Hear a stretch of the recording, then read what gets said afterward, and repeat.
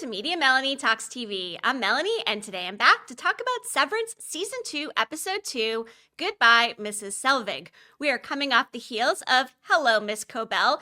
And can I just say, in general, Patricia Arquette's character has been pure fire. She is a mystery wrapped in an enigma. She brings a light level of comedy to this show, and I can't wait to see what happens next. Of course, the episode is titled Goodbye, Mrs. Selvig. I have a feeling we will not see Mrs. Selvig again this season, but we will definitely be seeing more of Miss Cobel because, yes, there was a part in the trailer that we have not seen on our screens yet. So, Miss Cobel should be back. For the purposes of this video, I will be referring to her as Cobelvig. There was one particular image that relates to Cobelvig that was in the new opening title sequence, which has spawned the idea for this video. Now, just a quick note, I've decided to move away from the reaction and reviews and really try to focus on the theories every week. I think as far as reactions go, everybody's reaction has been, wow, this show is absolutely amazing. It's really shaping up to be one of the best shows of the year,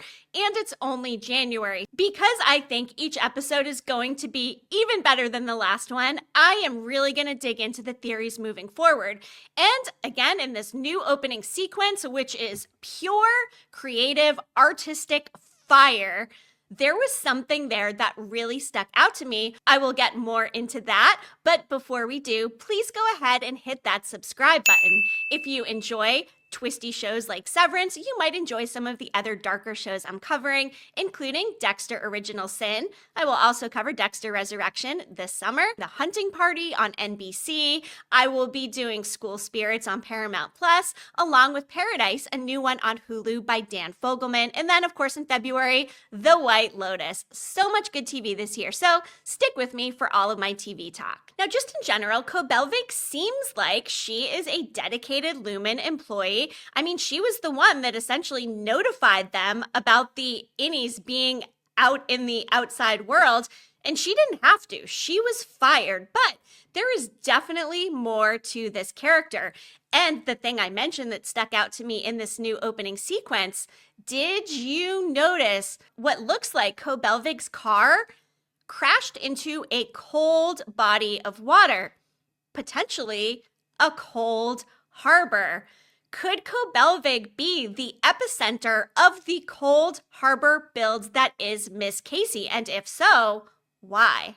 I mean, she is obviously very interested in the Mark and Gemma situation. She even committed lactation fraud, which, by the way, may be the best line of the entire series so far. I think Devin is such a great character, and I loved that when Milchek came over, she covered up that picture of Mark and Gemma because she doesn't trust Lumon, as she should not. Let's talk about some reasons why they would put Cobelvig's car into this body of water in the opening sequence. There's a few reasons I can think of. Number one, if it is related to Cold Harbor, literally, and Gemma, could Cobelvig have caused her death in some way? Mark said that he actually did see and identify her body, although it sounds like she died in a fire. Now, if Gemma did in fact die in a car accident, is it a coincidence that they'd put Cobelvig's car there and plant that seed? Could be a red herring, or it could be the epicenter of everything and they're actually trying to show us some clues. Maybe Cobelvig crashed her car into the water and Gemma hit a tree. Perhaps, even though we heard Mark saw and identified her body, maybe she wasn't quite dead. Maybe she was just looking dead and they commandeered her body somehow into the testing floor to rebuild her personality, and they named it Cold Harbor after the cold harbor that allegedly caused her death. And it wouldn't surprise me if there was an accident, because now we know that Cobelvig went to this Kier school and that she obviously must have grown up with this whole Lumon Kier cult situation, that she would know exactly who to call if in fact she was already involved with this program and they're able to bring Gemma's corpse into the mix. Now, we also know there's something going on with Charlotte Cobel, who is Cobelvig's late mother. We saw the shrine and all those items. I will get more into that a little bit later. Could Cobelvig have been driving the car with her mother in it? And maybe her and Charlotte got into a car accident, and that's how they also had commandeered Charlotte for some sort of severance experiment if she was in fact injured or in a coma. And maybe that's why Cobelvig has this sense of urgency in order for this Cold Harbor project to be done. Could something with her mom be reliant on getting this Gemma build finished? And how do her mom and Gemma play into this? Could it just be a mirroring situation where whatever happened with Mark and Gemma is very similar to what happened between Cobel and her mother, and the fate of her mother, who maybe her body is still on a testing floor somewhere, rests on the fact that they need to get this program built so they can do a similar type of thing on her mother, Charlotte. Maybe I'm grasping at straws, but seeing her car in a body of water, that means something. Now, this episode did pick up 39 minutes after the Audis were out in the real world. Again, Cobelvig was the one who notified Lumon. So there was an interview that Patricia Arquette did with Decider, and there is a very telling quote in there that does tie somehow into Cobelvig's personal agenda here with Lumon, and whether that is something that is more revenge seeking or if it's something that is, again, dependent on a personal situation in her life is to be determined. But here's what she said. And I truly believe, there's been a lot of people out there saying that she's got some sort of vendetta against Lumon, but if she had a vendetta, why is she trying to help them? Again, unless there is some other personal situation that rests on the laurels of finishing something and she can't let go. Although they fired her, right? So they, of course, end up bringing her back. Helena and her have that very strange exchange. Here's what Patricia Arquette said. There's a thread of her own personal story that she's projecting onto his experience and wanting it to turn out a certain way for her own closure of her own unfinished business. What is the unfinished business? Does it have to do with her mom? Is it just a mirroring situation and not so much that she would be feeling guilty over having caused Gemma's death?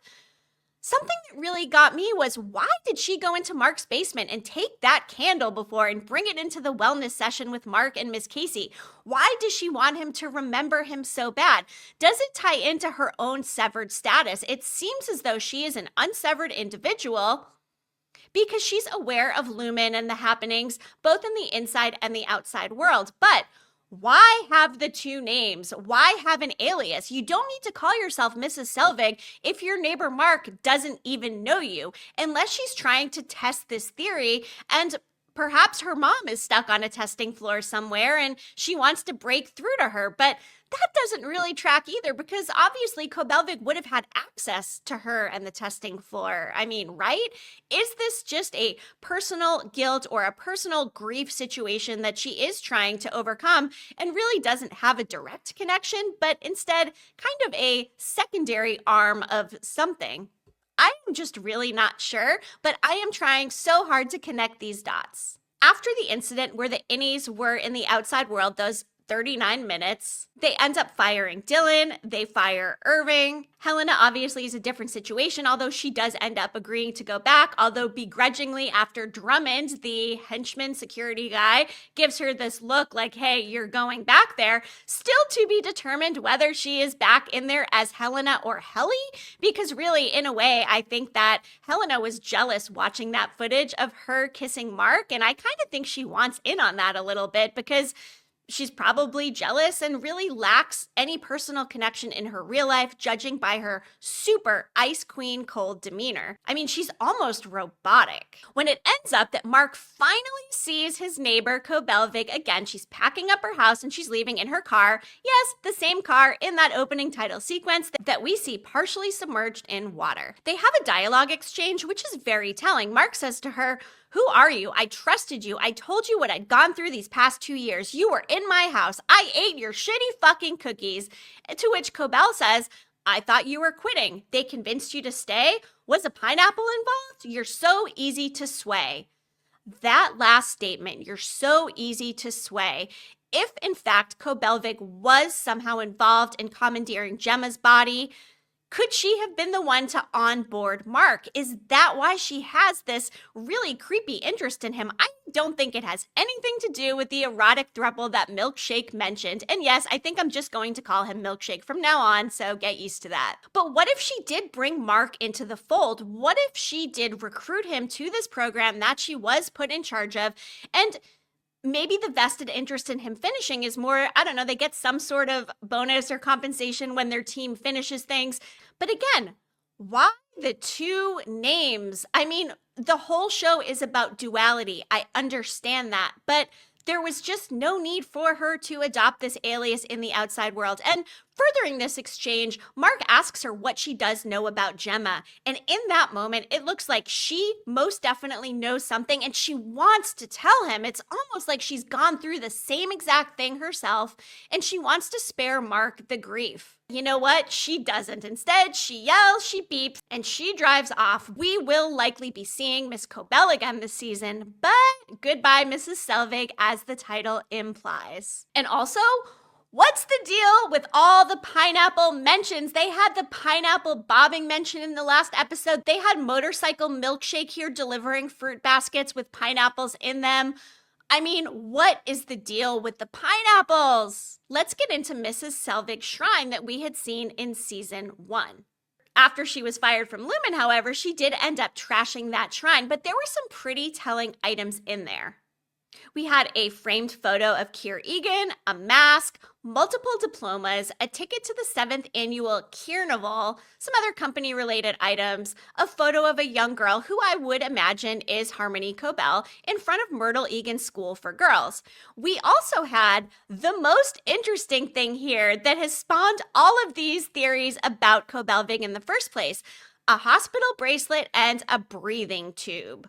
The breathing tube.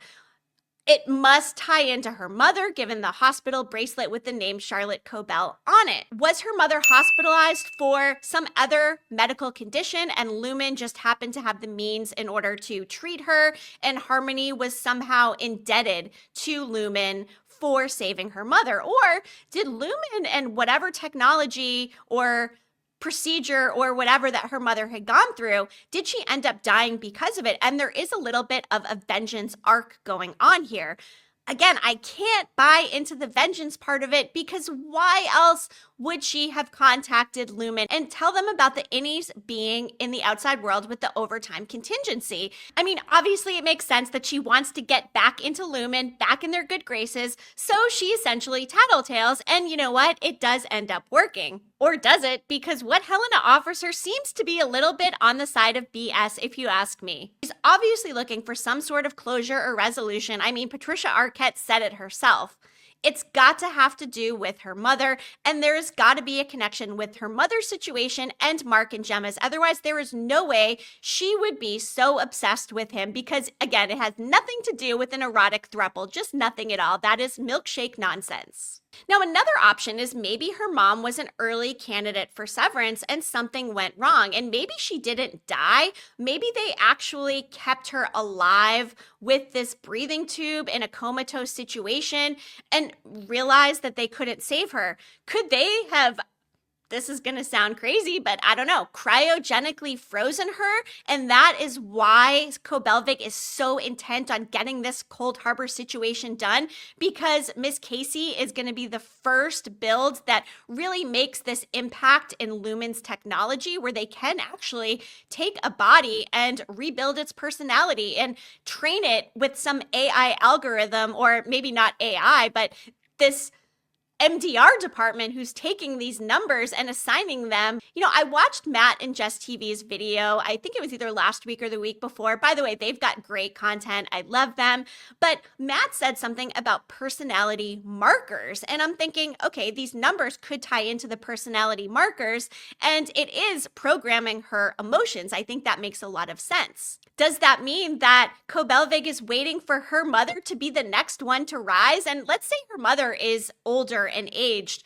Would they be bringing an older body back to life? Because she wouldn't have many physical years left unless Lumon is also working on that. Or, I mean, could Charlotte have been the original Miss Casey prototype, and now they've had to move into a different model to perfect it better? And if so, how will that come into play with her mother? Is there a corpse Charlotte, coma Charlotte, cryogenic Charlotte sitting around somewhere is actually a pretty big question, I think, at this point. Because why else bring in the Charlotte late mother situation, right? Eventually, Helena and Cobelvig meet at Lumon. Cobelvig wants an apology, and you know what? I don't blame her. But Helena is just so cold and like, oh, we fear no one, in her robotic tone, and offers her a new position with this Severance Advisory Board or Council, which sounds like she made it up in the moment.